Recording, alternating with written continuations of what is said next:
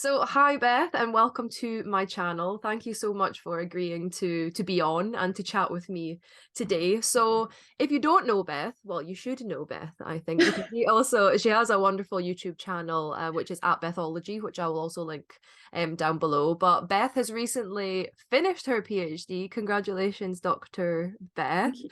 How amazing. So I thought, since I'm in the final stages of my PhD and I'm writing up, and I realized that there will be a lot of people watching that are in the same position, either writing up a master's thesis or writing up a PhD thesis, maybe even an undergraduate project thesis. I felt that who better to have on than someone who has just recently finished and has been through it all. So I wanted to grab Beth for a little while to kind of chat about her experience and to try and give some tips, if possible, on the whole thesis writing process. So, Beth, to start with, I am currently struggling with motivation while writing my thesis. So, I would love to know how you manage to stay motivated throughout the whole kind of thesis writing process. Okay, so I probably don't have the best answer to this because I think it's really hard to stay motivated. And I don't know whether it's a question of being motivated every single day. It's just showing up every single day and doing something. Like if you're really not feeling like writing your discussion or whatever, because that is quite brain intensive. There's like quite a lot of other things that you could probably do that don't require as much brain power. So if you're feeling really unmotivated, I'd say like do the kind of other tasks like The mindless formatting tasks. or like edit, like the mindless ones. I would definitely suggest like doing those because at least you're getting closer towards like the thesis goal, but it's not, you won't feel guilty that you haven't done like, XYZ, all these kind of things. But it's hard to like maintain writing motivation all the time because it's not fun. Yeah, I completely get that. So would you say that you kind of, from a day to day, you just kind of tuned in with yourself and you were like, okay, am I feeling creative writing wise today, or am I having brain farts and don't know how to put words on paper? And then you would just kind of take it from there. Yeah, I also kind of checked in with myself a little bit throughout the day. So like I mean, I'm not a morning person at all, but I'm also not like an evening person as well. I'm just kind of like a middle of the day kind of person.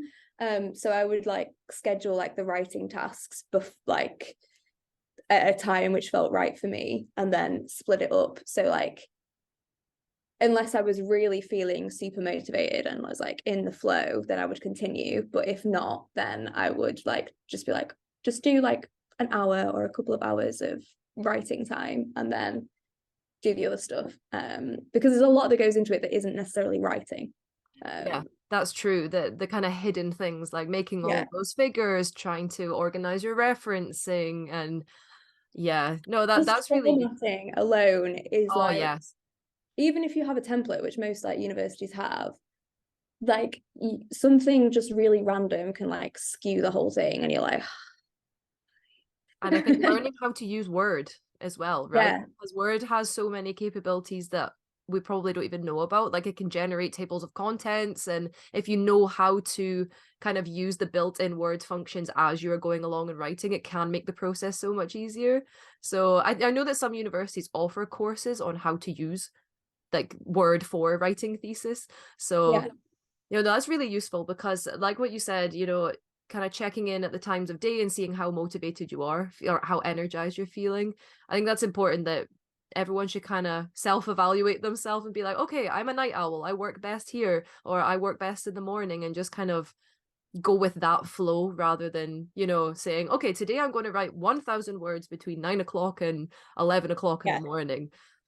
I think that's when things start to go wrong, when you're too hard on yourself and maybe you like schedule in a bit too strictly. yeah. I feel like you definitely have to be flexible, and I would say I definitely took a more of like a going with the flow approach, Yeah, which I didn't expect from myself because usually I'm very like goal orientated and yeah, like I yeah. want to do this today. But I think with something that's just so massive, I don't think you can necessarily take that approach. I mean, that's my experience. Other people Hmm. might think differently. But yeah, I think you do just have to listen to yourself. Like sometimes I would like write in an evening because I just like, oh, I had this idea or I need to get Yeah, something written down. Because the thing is, you think about it all the time. Like Oh yes. I'd be watching TV and I'd be like, oh my God. And my partner Zach would be like, what? And I was like, I've just thought of something. I just need to go write this down. So like it's just you, even when you're not thinking about it, like somewhere in the brain, like at the back, it's like, oh, what about that? You know, like piecing things together. Because you're spending so much time on it. And obviously you have already spent so much time on your project before writing up. So Yeah. yeah. Yeah, I think you just have to find that motivation and just kind of run with it when you do have it, and not kind of beat yourself up if you don't get as much done in a day as you would have hoped to, I guess, as well. Yeah, the thing is, I always think as well, like you will get it done. Yeah. Like I missed my deadline by like a couple of days and it wasn't the end of the world, you know, like it's absolutely fine. The world did not stop, the world did not like implode, you know, I was okay. Like it was literally fine. And the thing is, if you need an extension, universities are very flexible because they'd rather you submit and it be right than not. So I think, I don't know, obviously it's good to have a deadline because you do need a deadline to like work towards, otherwise nothing would ever get done ever. But it doesn't, it's not, you're not going to fail if you don't hit that deadline, basically. No, I totally agree. That's really useful advice. But I guess at the time it probably seems like the world is ending and you're like, oh no, I'm gonna miss this deadline. Yeah, I feel like I'm such a wise owl now, like coming out the other side, but I was like a chaotic mess throughout the whole time. Yeah, I remember chatting to you and you being like, I'm having a meltdown, like I'm going to start my new job, but I need to finish my thesis and everything is going wrong. And I was like, oh no. I know, it was really awkward because everyone's like, how is it going? And I'm like, don't talk to me.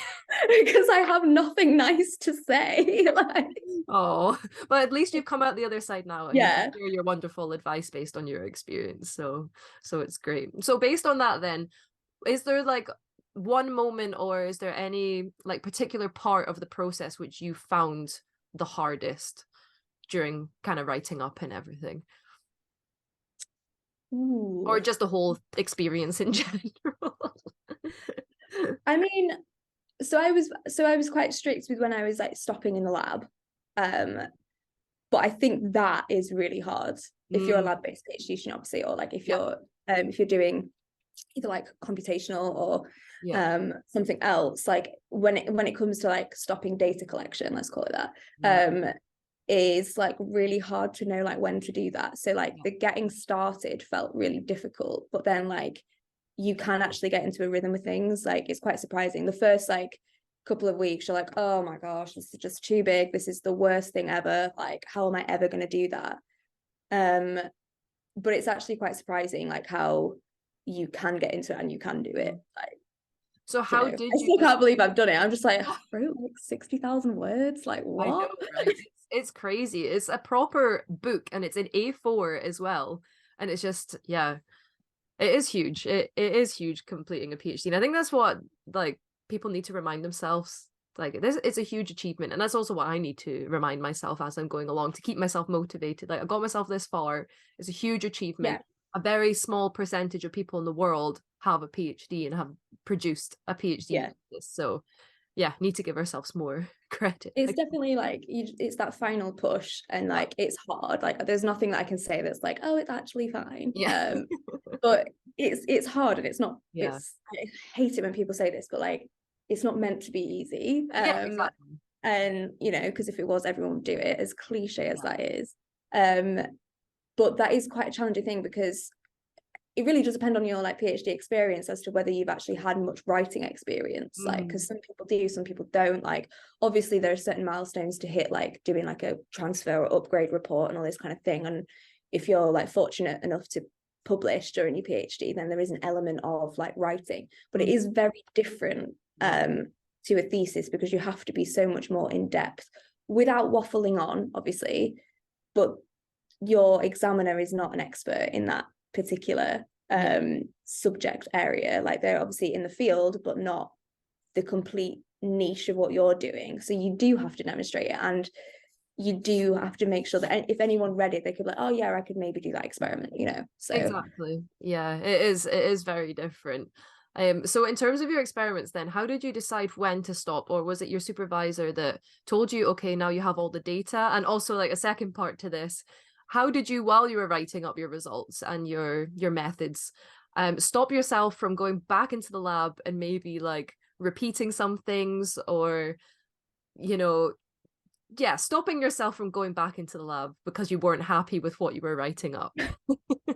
So I did add like a couple of experiments when I was writing up. Sorry, I'm answering it in a reverse way. That's fine.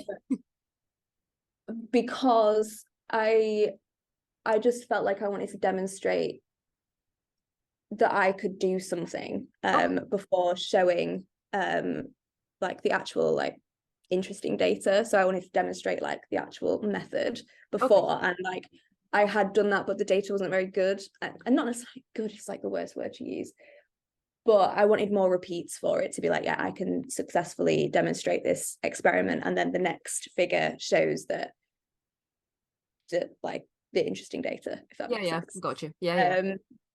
And so I did do that, which felt a bit like, I felt a bit naughty because it's like, well, no, I didn't actually do it this way around, but that's just how things go.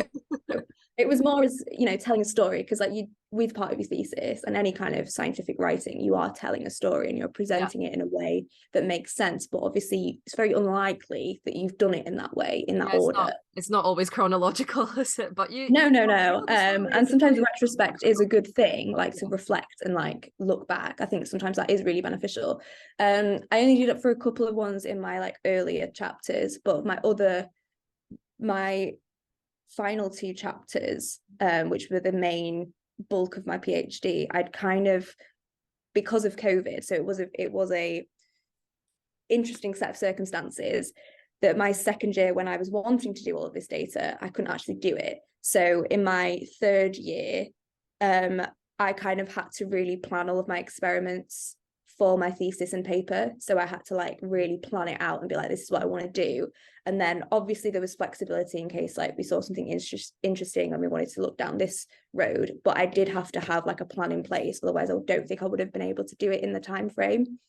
So there was like, so when did I finish in the lab? I finished in, say, like March, April, I think maybe April. Okay. And I submitted at the end of June.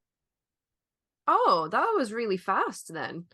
Yeah, but I had done stuff whilst being in the lab. So I had like, so right, I'd say like completely cut off. That's when I completely stopped and was like writing only. Yeah. But start of January and like say the December before and the November before, I had started like really thinking about my thesis and things. Yeah. But the last lot of experiments, which were quite important, I kind of did January to February, and that was some of the like major findings. And I was like absolutely hoping that I'd find something, because it was like the last thing. And we'd always planned that to be the last bit to start it together, just to tie it all together. But my supervisor did say, like, in terms of all of the stuff that you've done previously, you have enough for your thesis. I think you just want this extra because it will bring the story together. So he was helpful on that.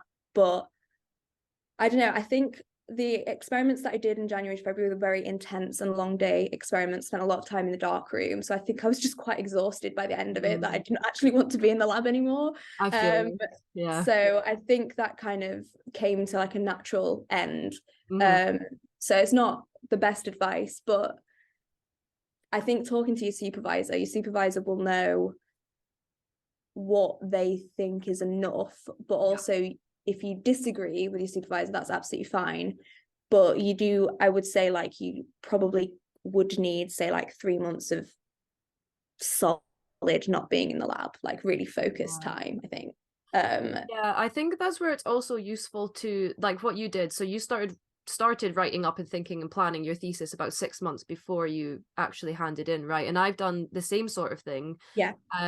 Which I've found to be incredibly useful, because as you start properly writing everything, you can see where those gaps are of maybe, you know, those little experiments, not necessarily huge bulks of experiments, but little bits of data to collect, which can fill in those gaps and make the story a bit more full and cohesive.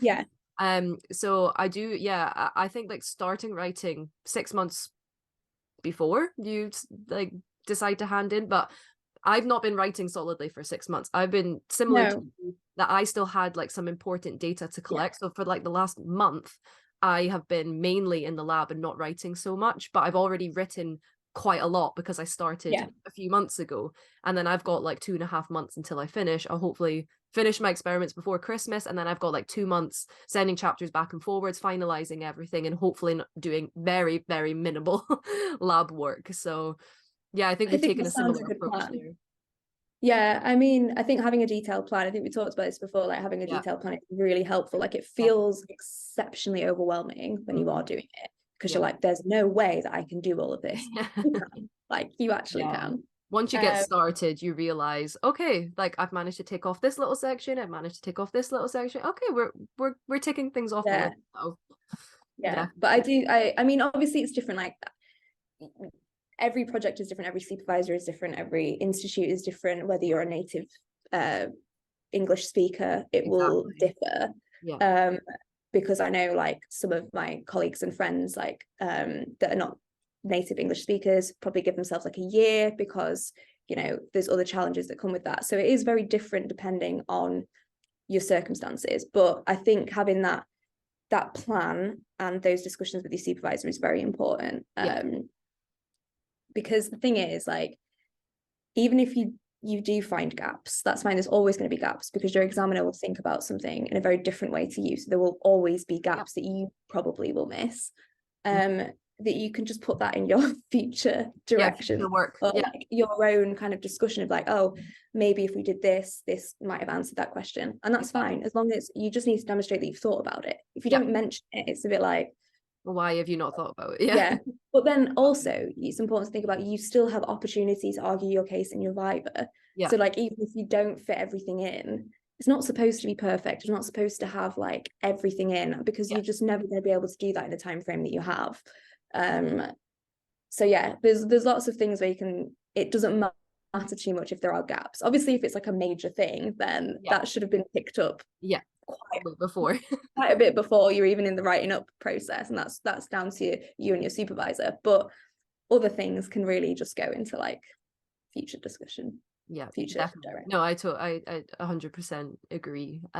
One thing that I've actually been struggling with recently is looking at past work, so like early work that I did, and criticizing like the data or questioning my previous methods and thinking, well, as a developed researcher now, I would not have done things the same way. So I'm kind of criticizing myself quite a lot, my early self.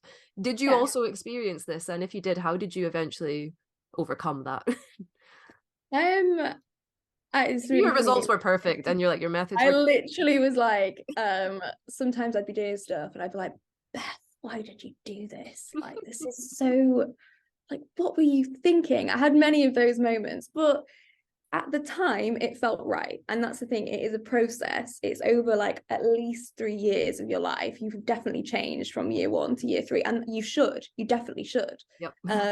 If you're not thinking that, then you haven't really gained much from your Yeah. PhD, right? So again, these are really awesome things that you can talk about in your viva and in your future directions or your discussion of the work, because again, your examiners will understand that it is over a 3 potentially 4 year period. So like, you are going to have developed, you are going to have learnt from your mistakes. And I also think it's really important to put some of like the rubbish data into your thesis, to be like, okay, I've thought this didn't work out, but I've thought about it, this is what I would do in the future, or Yeah. this is what I've done to fix that. So yeah, I mean, I think it's normal. I don't think it's often talked about, but Yeah, right. yeah, I literally some of the stuff in my first chapter, I'm like, oh, Beth. Yeah, that's what I'm finding Best. just now. And I'm struggling with accepting it. But yeah, exactly what you say. I think you need to recognize like the whole PhD process, you go in not knowing very much, and the whole reason you're there is to learn. So if you're showing in your thesis that you understand that maybe some things weren't so great and that you would do them differently now, then you have literally completed the task of growing as a researcher during your PhD and learning the necessary skills. So Yeah, I feel like my chapter 1 and my like other chapters are just, it's like two different people. Right. Yeah, I'm finding um, pretty much the same thing as I'm going along. but I think it's fine, and it's kind of nice to look back and be like, oh yeah, no, I have grown. And like, you should maybe look at your thesis as like, this is your evidence that you've gone through your training program, like this is Yeah, your evidence that you have, like, learned a lot. yeah, So yeah, it definitely. is hard though. Like I resonate with the feeling of like cringe when looking at some of these Yeah, stuff. big cringe. Or like I actually get quite anxious sometimes looking at some of my chapters because I know that they're not the best, but I also don't have time to go back and like fix them. And so sometimes opening them up, I'm like, oh no, we're doing it today. We need to be strong. We need to be brave. It's okay. Just look at the rubbish data, Jessica, and the rubbish methods. It's fine.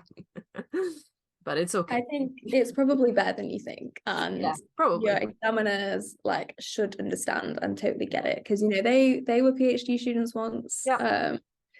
So yeah, I think it's normal, but yeah, I definitely felt the same way.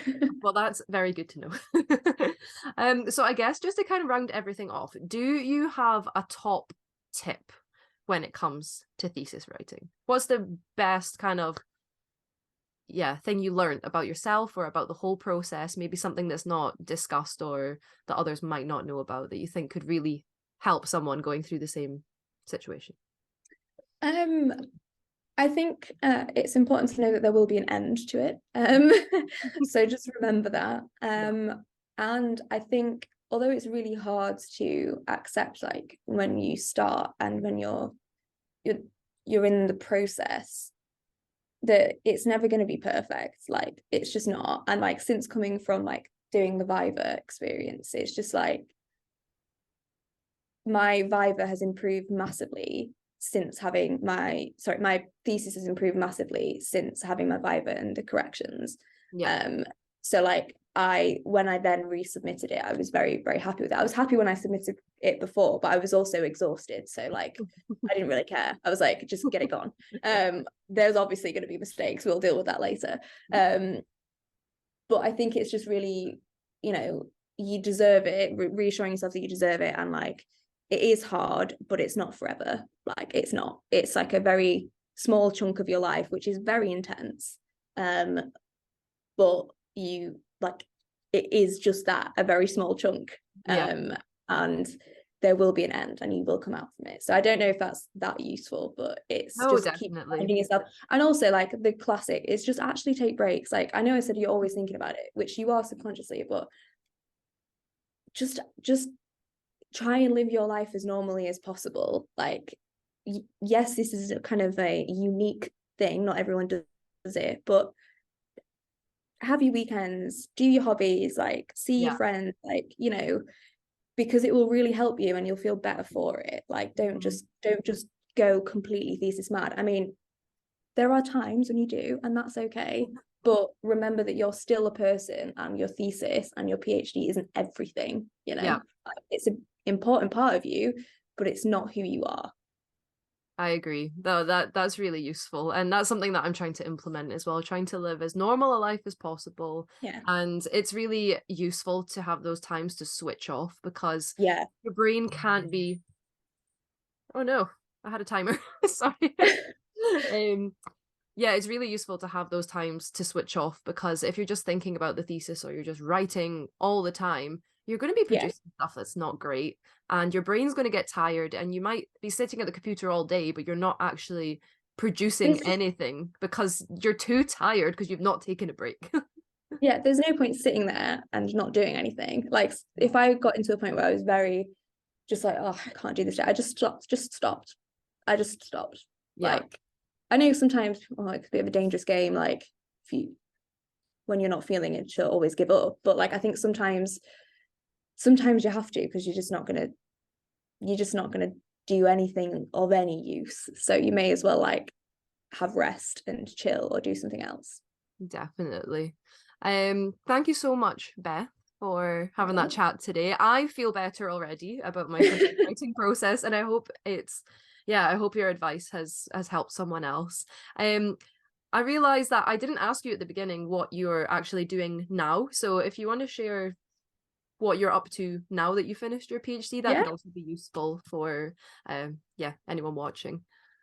So I was very fortunate to get a postdoctoral position in the lab that I did my PhD in. So I initially started on a 6-month contract, and then I just started a 3-year position on a new project. It's still within the same lab, but it's split between 2 different groups. So that's kind of exciting and kind of gives me like the best of both worlds. So That's it's awesome.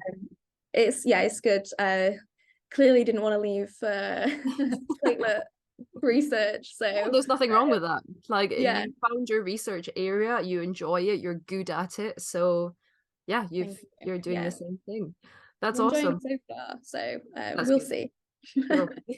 Thank you so much again, Beth. And I will Okay. link Beth's Instagram, TikTok, YouTube, everything down in the description box, and you should definitely go and follow her. And yeah, I thank you. See you soon. Thank you. Thank you for having me.